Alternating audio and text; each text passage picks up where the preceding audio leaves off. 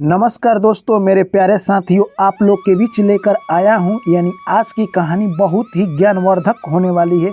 यानी नसीब के लेख को इस धरती पर कोई नहीं मिटा सकता है। ऐसा नहीं है कि अगर आप बलवान हैं तो आपसे डरकर नसीब आपसे दूर चला जाएगा। ऐसा भी नहीं है कि अगर आप शक्तिशाली हैं तो आपका नसीब आपसे डरकर दूर चला जाएगा।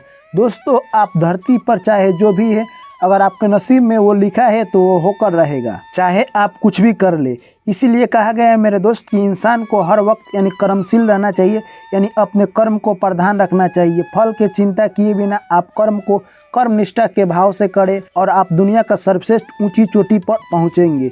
तो चलिए दोस्तों, कहानी को शुरू करते हैं। ये कहानी बहुत ही मार्मिक कहानी है, इसलिए कहानी में पूरा अंत तक बने रहें। जो भी प्यारे भाई एवं बहन और दर्शकगण चैनल पर पहली बार आए हैं, चैनल को सब्सक्राइब कर लीजिएगा और नोटिफिकेशन को ऑन कर लीजिएगा। चलिए दोस्तों, कहानी को शुरू करते हैं। एक प्यारा सा गांव था। उस गांव में दोस्तों कहे तो एक किसान रहा करता था। किसान काफ़ी मेहनती था। वो दिन भर खेतों में काम किया करता था और जो भी उसे अनाज मिलता शाम को अपने घर लाता और अपने बीवी बाल बच्चे को खिलाता और रात को सो जाता। यही दोस्तों उसकी दिनचर्या थी। यानी उसके पास उतना खेती नहीं था, परंतु लोगों की खेती करता और उसी से अपना जीवन यापन करता। वो किसान अपने बच्चे को बहुत बड़ा इंजीनियर डॉक्टर बनाना चाहता था। वो बड़े बड़े सपना देखता। दोस्तों, वो जो भी अनाज बेचता और जो पैसा मिलता वो अपने बच्चे के पढ़ाई में खर्च कर देता। वो अपना उतना खाना खाने पर ध्यान नहीं देता जितना बच्चों की पढ़ाई में वो ध्यान देता। ऐसे ही धीरे धीरे समय बीतता गया दोस्तों, और एक दिन किसान की तबीयत काफ़ी तेज़ खराब हो जाती है। यानी किसान की पत्नी और उसके बच्चे उसके इलाज के लिए बाहर जाते हैं और उसका इलाज करवाते हैं, फिर भी उनके हाथ यानी कहे तो उदासी ही लगती है और किसान का तबीयत दिन पर दिन और ख़राब होता जा रहा था। डॉक्टर ने जवाब दे दिया। डॉक्टर बोलता है कि अब भगवान भरोसे इनको कोई नहीं बचा सकता। ऐसे ही एक दिन अचानक किसान इस दुनिया को छोड़कर चल बसा। अब दो ही लोग बच गए, यानी किसान की पत्नी और उसका एक लड़का जिसका नाम था राहुल। दोस्तों, उसकी पत्नी अब बहुत गहन चिंता में पड़ गई। वो सोचने लगी कि मेरा इस दुनिया में क्या होगा। जो मेरा पति था वो भी मुझको छोड़ चला है, यानी मेरे को इस दुनिया में अब कौन सहारा देगा। यानी वो सोचने लगी कि मेरे लड़के की पढ़ाई के लिए खर्चा अब कौन उठाएगा। यानी उन्होंने निर्णय लिया कि अब हमें ही कुछ करना होगा। दोस्तों, यानी जो किसान की पत्नी थी अब वो अपने गाँव में किसी किसी के घर जाती और चूल्हा बर्तन करने लगी। जो उसे पैसा मिलता उसी से अपने बच्चों की पढ़ाई पूरा कराती। ऐसे ही धीरे धीरे समय चलता रहा और एक दिन उसका लड़का पढ़ाई लिखाई कर कर कहे तो शहर का सबसे बड़ा इंजीनियर बन गया। दोस्तों, अब वो इंजीनियर बन गया और पैसा कमाने लगा। वो लड़का कहने लगा कि हे मम्मी, अब तू काम मत कर, क्योंकि मैं तुम्हें पैसा कमा कर दूंगा और तू आराम से बैठकर खाना खाएगी। दोस्तों, यह सब नज़ारा देखकर उसकी मम्मी काफ़ी खुश होती है। फिर लड़का को पता चलता है कि जो पैसा हम अपने देश में कमा रहे हैं, इसी काम के लिए हमें ऑस्ट्रेलिया में इससे ज़्यादा पैसा मिलेगा। दोस्तों, वो घर आता है और सारी बात अपनी मम्मी को बता देता है कि हे मम्मी, मैं अब ऑस्ट्रेलिया जा रहा हूँ, वहीं पर सबसे ज़्यादा पैसा कमाऊँगा और वहाँ से पैसा लेकर आऊँगा तो हम लोग एक कहे तो आलीशान सा बंगला बनाएंगे और उसी में मैं शादी करूँगा और हम लोग खुशी खुशी अपना जीवन यापन करेंगे। दोस्तों, यह सब बात सुनकर उसकी बूढ़ी माँ जो कि समझ गई कि मेरा लड़का बहुत सारा पैसा कमाएगा, आने वाले दिन में हम लोगों के लिए बहुत बड़ा सुख शांति का जीवन होगा।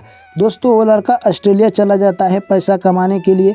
माँ डेली इंतज़ार करती है कि आज नहीं तो कल मेरा लड़का फ़ोन करेगा और मैं उससे बातें करूँगी।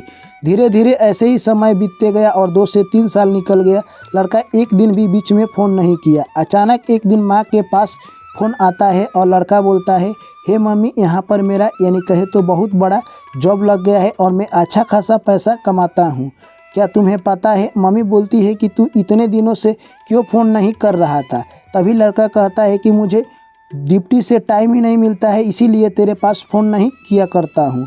दोस्तों, उसके बाद मम्मी बोलती है कि तू टाइम निकाल कर फ़ोन कर लिया कर। दोस्तों, उसके बाद लड़का बोलता है, ठीक है मम्मी, मैं टाइम निकाल कर तुम्हारे पास फ़ोन कर लूँगा। फिर वो लड़का फ़ोन रख देता है और उसकी मम्मी डेली फिर इंतज़ार में रहती है कि फिर मेरा लड़का फ़ोन करेगा। फिर 2 साल निकल जाता है। उसके बाद एक दिन फ़ोन आता है कि हे मम्मी, मैंने अपना शादी कर लिया है और तूने क्या बहू को देखा है? तभी माँ बोलती है कि तूने शादी कर लिया और मुझे एक झलक तक बताया नहीं। मैंने दिल में बहुत सारा सपना सजा कर रखा था कि तेरे लिए मैं एक लड़की देखूंगी, उसके बाद हम लोग शादी करेंगे।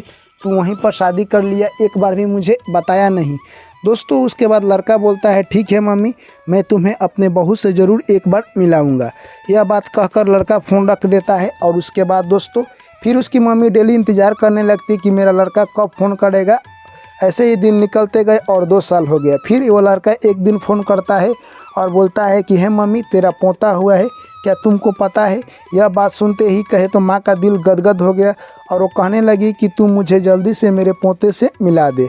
तभी वो लड़का कहता है कि हे मम्मी, मैं कुछ ही दिनों में तुम्हारे पोते को लेकर गांव आ रहा हूं।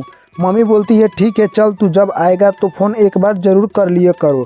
दोस्तों उसके बाद लड़का फ़ोन रख देता है और मम्मी डेली आस लगा कर बैठी हुई है कि मेरा लड़का आज आएगा। वो अपने लड़के के लिए यानी कहे तो उसके मन के पकवान और खाना बनाकर डेली रखा करती थी। एक दिन उसका लड़का कहे तो गांव में आ जाता है और लड़का अपने मम्मी को देखकर काफ़ी खुश होता है और उसकी माँ भी काफ़ी खुश होती है।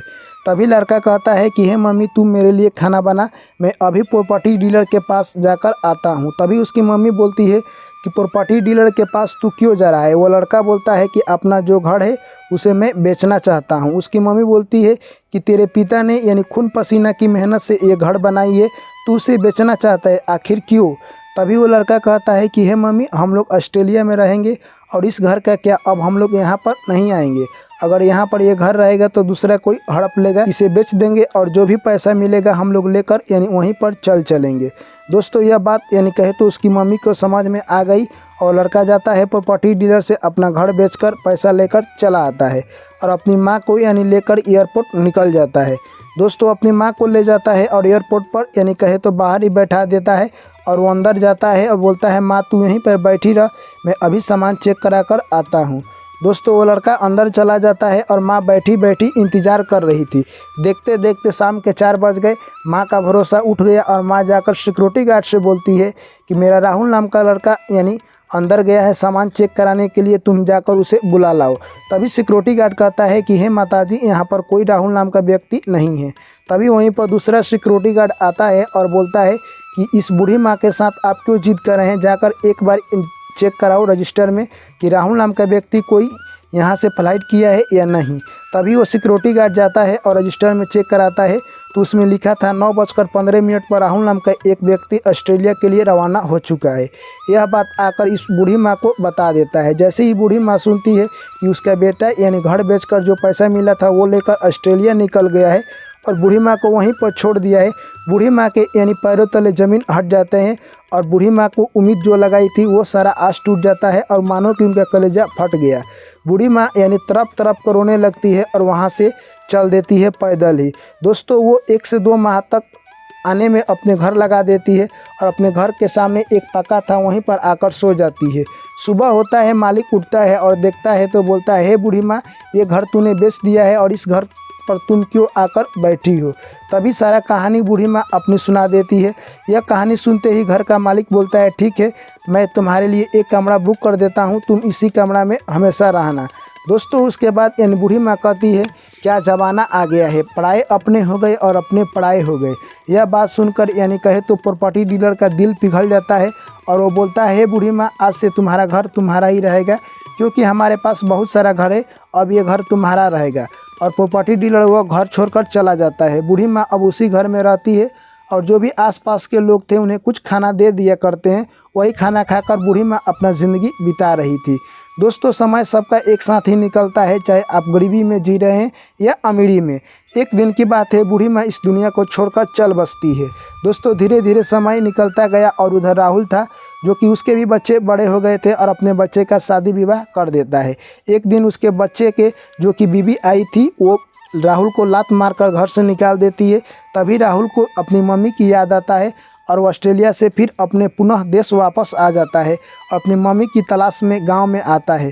तभी लोगों से पूछता है क्या यहाँ पर एक बूढ़ी माँ रहती है, आप लोग उसे देखे हैं? बहुत सारे लोग कहते हैं नहीं, वो बूढ़ी माँ कुछ साल पहले इस दुनिया को छोड़कर चल बसी है। दोस्तों जैसे ही ये बात राहुल सुनता है उसके पांव तले ज़मीन फट जाते हैं और वो सोचने लगता है कि मैंने माँ के साथ बहुत गलत किया था, जिसका आज परिणाम मैं भोग रहा हूँ और मेरे बच्चे ने मेरे साथ वैसा ही किया है। यानी कहे तो दोस्तों राहुल को जो किया था उसका गलती का एहसास हो गया और सिर्फ उसे अफसोस के सिवा अब कुछ नहीं मिल सकता था। क्योंकि मेरे दोस्त अगर आपके हाथ से वक्त निकल गया है तो आप उसे लौटा नहीं सकते हैं।